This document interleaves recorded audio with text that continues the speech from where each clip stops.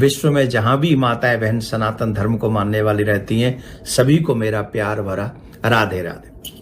आज हम चर्चा करेंगे वट सावित्री व्रत की पूजा की।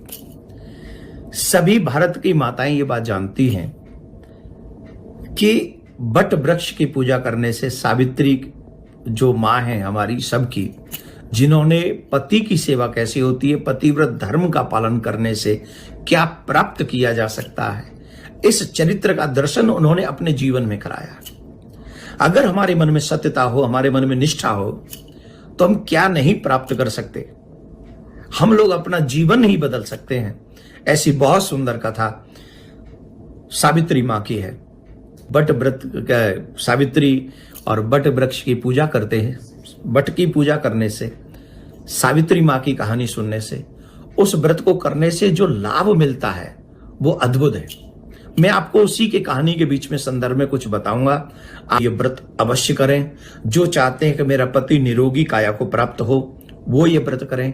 जो निसंतान लोग हैं, जिन्हें गृहस्थ आश्रम में जाने के बाद भी अभी तक संतान की प्राप्ति नहीं हुई है, वो भी इस व्रत का महत्व क्या है, इसकी वट की पूजा करें, वट वृक्ष की पूजा करें। आप जानते हैं उसकी जो जड़ें होती हैं वो बहुत विशाल होती हैं, वो फैलता ही चला जाता है। जो वट वृक्ष की पूजा करते हैं वो हमेशा ऐसे ही वट वृक्ष की जड़ों की तरह उनका परिवार, उनका वंश फैलता ही चला जाता है।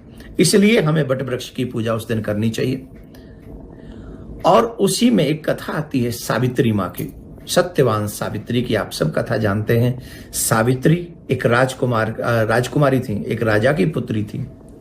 स्वयं उनको पति वरण करने का अधिकार मिला तो एक कुटिया में रहने वाले धर्मनिष्ठ, कर्मनिष्ठ, मातृपितृ भक्त सत्यवान को उन्होंने अपने पति को चुना।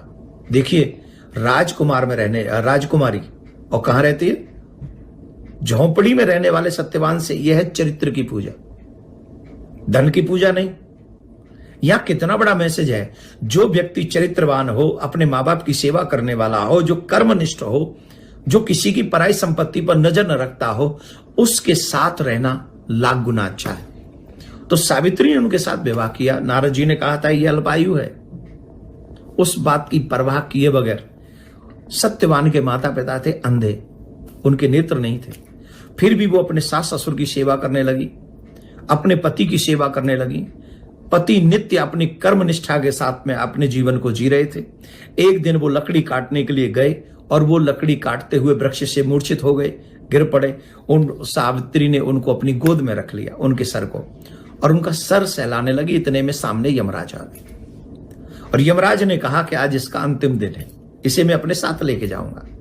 सावित्री ने कहा नो प्रॉब्लम, आप लेके जाइए, लेकिन मैं भी इनके साथ चलूंगी।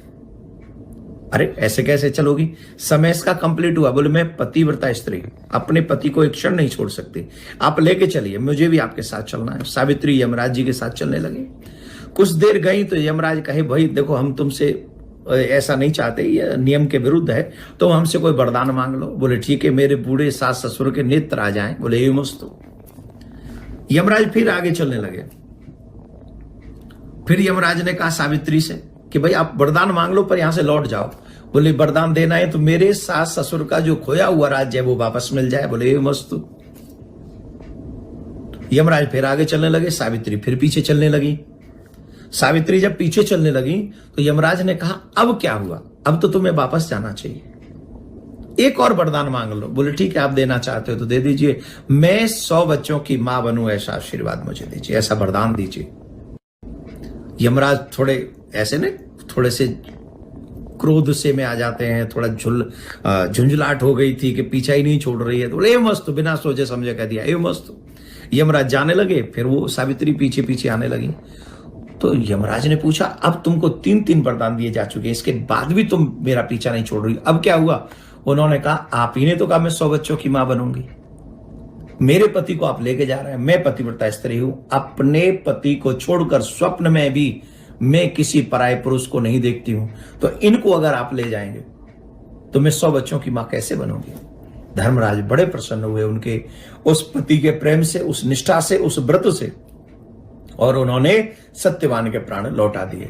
भारत की माताएं बहन, भारतीय संस्कृति को अपनाने वाली माताएं बहन, और इस व्रत की निष्ठा, इस व्रत में निष्ठा रखने वाली माताएं बहन, क्या नहीं करा सकते, भगवान से क्या आप प्राप्त नहीं कर सकते, आप सब कुछ प्राप्त कर लेते। लेकिन अगर हमारे उस व्रत में सच्ची निष्ठा हो तो आप सभी माता बहनों को